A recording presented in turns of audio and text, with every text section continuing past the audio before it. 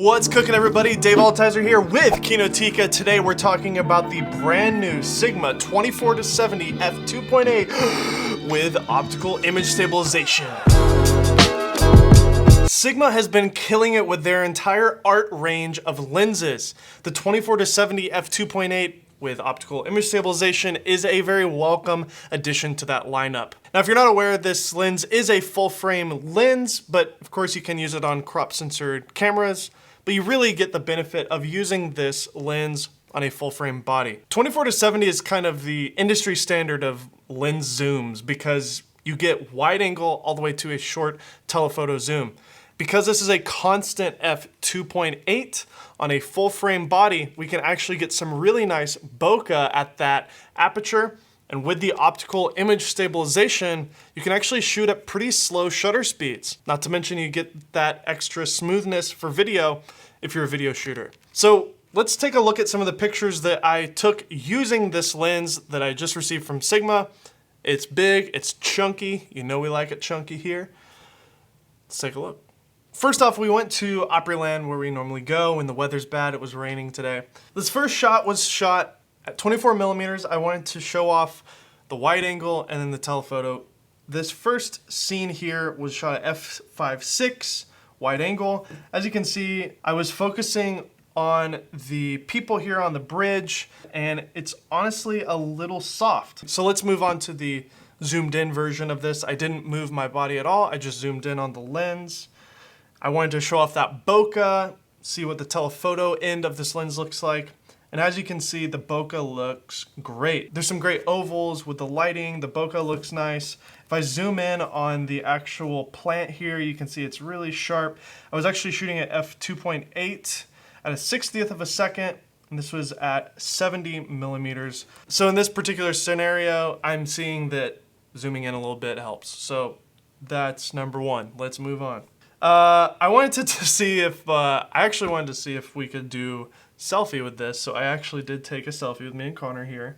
As you can see, it actually did focus pretty good. So yeah, that's at a 60th of a second. There's a little bit of motion blur going on there. You know, I was hand holding it. It doesn't look super sharp, but hey, that's kind of fun. 24 millimeters on full frame is wide enough for selfie mode. So if you are a vlogger shooting on a full frame camera, I guess you could use this lens. It'd be very heavy, but sure, you could if you wanted to. Again, 70 millimeters, you can see some heavy vignetting in the corners here for sure. The corners are very soft. The people in the middle look good. It's sharp, it's clean. These are some nice people from Atlanta that we helped them take some pictures of their family. But yeah, I mean, it literally looks like I put vignette on this picture in post. The vignette is so bad. So very interesting performance there. Here is a shot at 63 millimeters of Connor. He's always my subject because he's there. So the bokeh on this lens is just money. I'm really, really happy with the performance of that. Again, nice bokeh in the background. This is at f2.8, so you can see the full extent of it. It is almost perfect circles. Really, really, really nice. I'm not really seeing any issues with this particular shot, and this is shot at 47 millimeters, which is interesting. It's, you know, 50 millimeters. So there's not as much chromatic aberration going on or vignette. It's super sharp all the way through. 50 millimeters might be the sweet spot of this lens. We're finding this out together, by the way. For this shot, I was actually experimenting with high shutter speeds going completely handheld. This is where having optical image stabilization in the lens really comes to play. When you're shooting slower shutter speeds, typically if you don't have IS or in Sigma's case, OS, then your shots turn out pretty blurry. So for this shot, I did the exact same shot twice, once with the OS on and one without it on. As you can see here, the motion in the shot is nice and blurry. We got the water coming down. It looks really nice, really cool. That's why we love slow shutter speeds, is to get especially water looking nice. The leaves in this bush here are actually pretty dang sharp. I'm not gonna lie, I was not expecting it to be that sharp. As you can see here in the corners of this rock here, it's a little blurry, but For the most part, you could get away with this shot here and nobody would think that you did it handheld. They would think that you used a tripod. Let's compare that to this shot where I took the exact same picture with the OS completely off, and as you can see, the bush is totally gone, completely blurry, no good, no bueno. So the OS for stills is actually pretty dang good. So for this next picture, I was experimenting with the minimum focus distance. This is by no means a macro lens. It has a minimum focus distance of 1.21 feet, but I wanted to just see what I could get. So on the wide end at 24 millimeters, I put it as close as I possibly could. Took a picture of this flower here. Again, look at that bokeh, nice and creamy. I really love the color coming off of this lens as well. The contrast, the colors are really nice, I'm not gonna lie. Once you zoom in to 70 millimeters, 1.21 feet isn't too bad anymore. So, I mean, it's definitely workable. So, yeah, that's great. For this sequence of test shots, I wanted to see how each focal length performed all the way through the zoom range. I didn't move my body at all because I wanted to just keep everything exactly the same except for the focal length. If I moved closer and tried to match each shot, you'd see that compression kind of going on, and it would look weird when I got close on a wide angle, and it would look nice when I zoomed in. So I just stood in the same spot, so every image essentially is the same, except for the actual amount that the lens is capturing.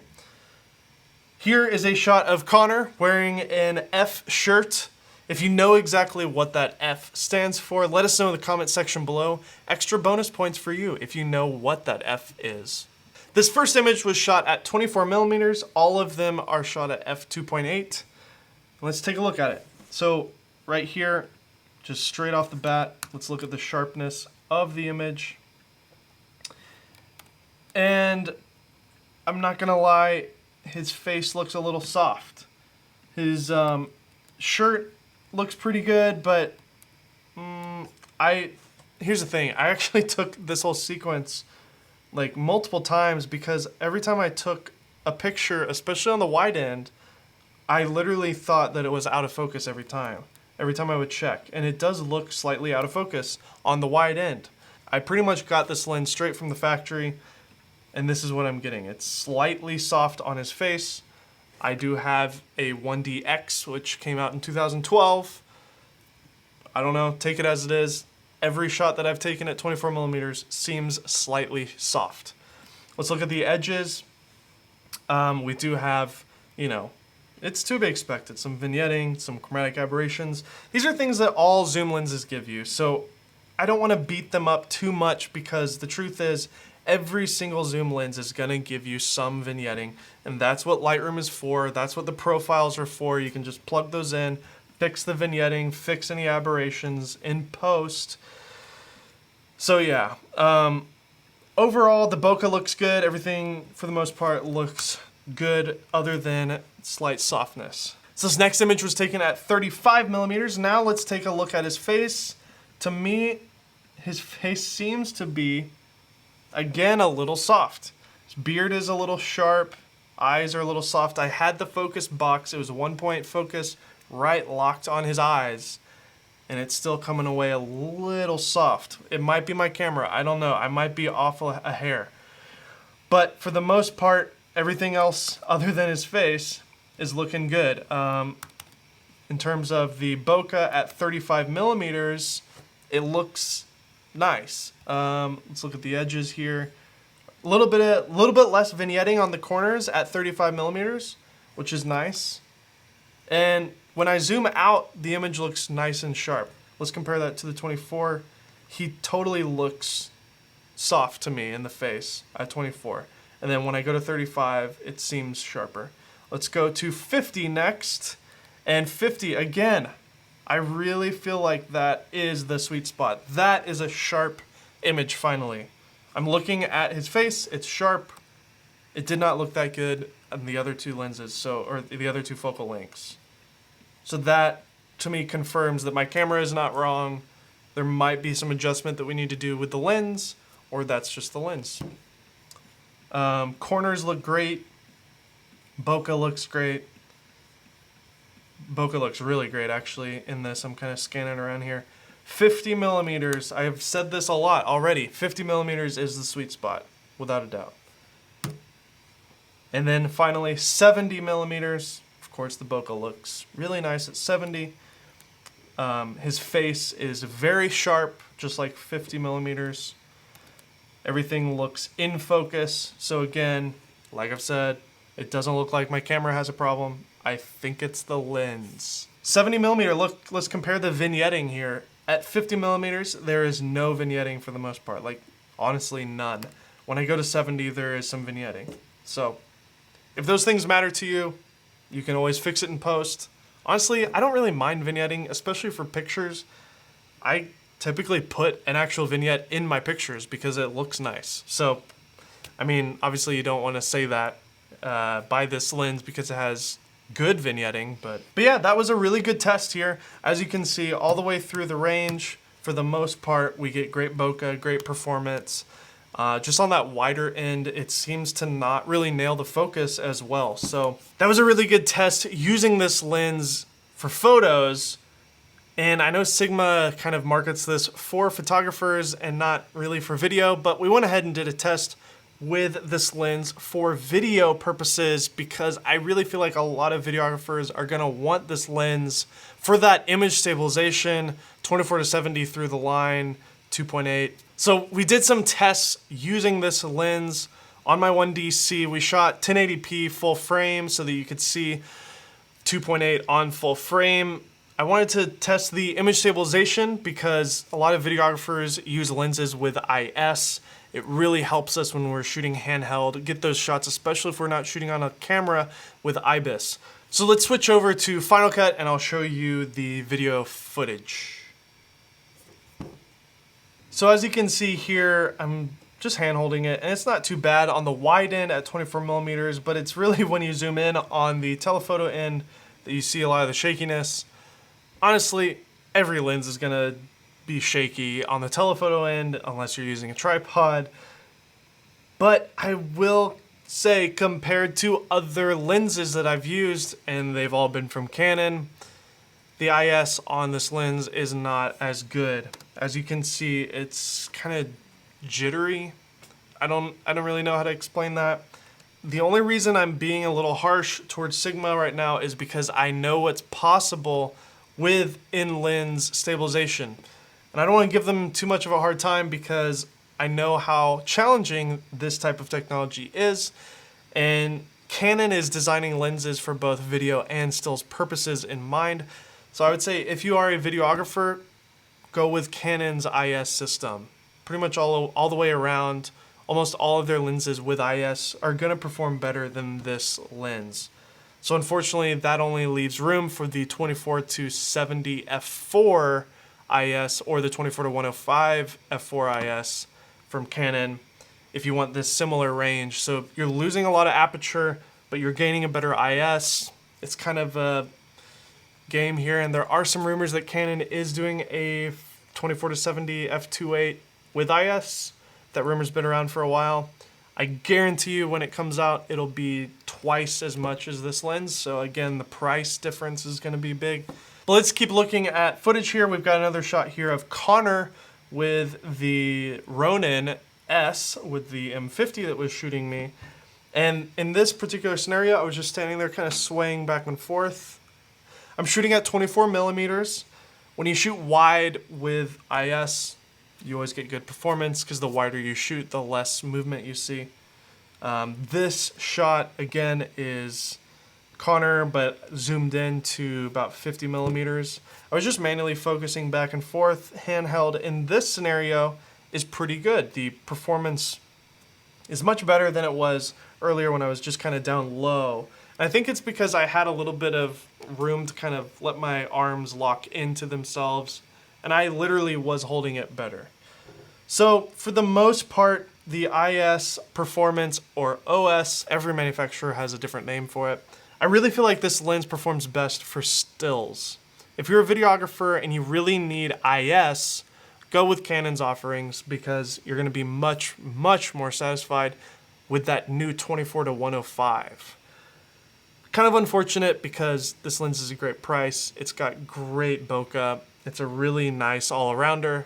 But for videographers in particular, I would not trust this lens as a workhorse because the IS is kind of jittery. So now let's talk about the build quality of this lens and the specs about it. This lens comes in a variety of mounts. It comes in a Canon EF mount, Nikon F mount, and Sigma's own mount. I do think that they should make one of these in an E mount. Sigma is working on a whole range of E mount lenses, but if you don't want to wait around for that, you can get the Sigma adapter that goes EF to Sony E, and it should work fine. However, I would advise against using this lens on a smaller body because this lens is so big and heavy. It's 2.5 pounds almost. It's 2.24 pounds to be exact. To compare that to Canon's 24-70, that lens is big and heavy as well, but it weighs 1.74 pounds. So obviously there is an advantage here. This lens is a little bit cheaper. It's also got image stabilization. This lens does come with weather sealing, which is a really welcome addition. I haven't really seen that in some of the earlier art series lenses. I used to own the 50mm. I used to own the 18-35 art lenses from Sigma. I loved them, they were great, but they didn't have the weather sealing and I really missed out on that. We have that here, which is great. So this lens will serve you well in the field if you're running around and it's raining, it's dusty, you got weather sealing. You've also got full manual focus here. You can overwrite that at any point. It's completely geared. This is a proper manual lens, unlike a lot of the lenses from Sony or Panasonic or even the STM lenses from Canon. It's great. I'm really happy that Sigma continues to make all of their art lenses mechanical focus lenses. One thing that I did ask Sigma about that I think is kind of odd is the placement of where the focus ring is to the zoom ring. As you can see here, the zoom ring is on the outside and the focus ring is behind the zoom ring. That's a little backwards for most lenses. I asked a lens technician from Sigma and he gave me a direct answer. He said, apparently to put the focus ring in front of the zoom ring would require some crazy physics and would make the lens larger than it needs to be. So they made a compromise there and put it in an awkward spot to make it a little bit more compact, and it is pretty compact. It zooms out pretty big, but honestly, paired to a DSLR like a 5D or a 1DX or in Nikon's case a D5, it balances really well, and that's really what this lens is made for. It's made for DSLRs. This setup right here, even though it's heavy, feels balanced. It feels good. I personally really like it. You've also got an 82mm filter thread on here. Canon's 24-70 2.8 without IS has the same filter thread size. So 82mm on the front. Weather sealing, you get a nice lens hood included with it and a little pouch. So that's nice. In terms of price, right now the 24-70 2.8 from Sigma is $12.99. And at the moment, the Canon 24-70 2.8 is roughly $1,500. It's on sale right now on B&H. It's normally $1,700. With this, you save some money and you gain that optical image stabilization as well. It might be a sharper lens. We don't have a 24-70 from Canon to directly compare it to. Overall, the Sigma 24-70 f2.8 OS Art lens is amazing. I know I gave it a hard time on some things with the vignetting and with the video OS performance, but honestly, there's nothing really like this on the market right now, with the exception of Tamron's 24-70 f2.8 with IS. Maybe we should do a comparison between the two. Would you guys like to see a comparison of this with the Tamron? And that really does lead to kind of the elephant in the room. Should you buy the Tamron or the Sigma? I haven't mentioned it in this video yet because I wanted to just focus on this lens as a standalone lens, but I think because that lens exists from Tamron, it's hard to just compare this as a standalone lens. Camera Store TV did a really good review comparing the two lenses. I suggest you check that video out if you really are curious about the two. And if we have enough demand for it, maybe we'll rent a Tamron lens and compare it directly to this lens. I, for one, would go with Sigma because the art line in general is amazing. And if you want to invest in high quality optics going with an Art series lineup of lenses with all their amazing primes to their super fast zooms. There's actually a 24 to 35 f2 full frame lens that Sigma makes. There's some great telephoto options, and they keep adding more and more lenses. Because the Sigma lineup is so freaking good and the optics all match all the way through, I would still go with the 24 to 70 from Sigma because of the ecosystem. You compare this lens with some amazing primes, some other fast zooms, and you've got a really great lineup for much, much lower price than the official Canon or Nikon offerings. We're gonna be using this lens on a day-to-day basis on this channel a little bit more, probably over the next couple of weeks. We're pretty much gonna use this lens on this camera for 4K video. So keep an eye out for our next couple of videos. I'm excited to use this lens. I know I said it's not the best lens for video, but the OS is good enough, and if you shoot on a tripod or a monopod like we typically do, you'll be fine. That f2.8 on a full frame is something special, and I don't want to give up that extra aperture and go to an f4 lens. With that being said, what do you think of this lens? Do you want one? Do you think we should do a review on the Tamron lens? Let us know in the comment section below. Also, if you're new here, thank you so much for watching this long, detailed review. Most of our videos are highly entertaining, quick edits, and really fun. So hit that subscribe button. This video was fun though, right?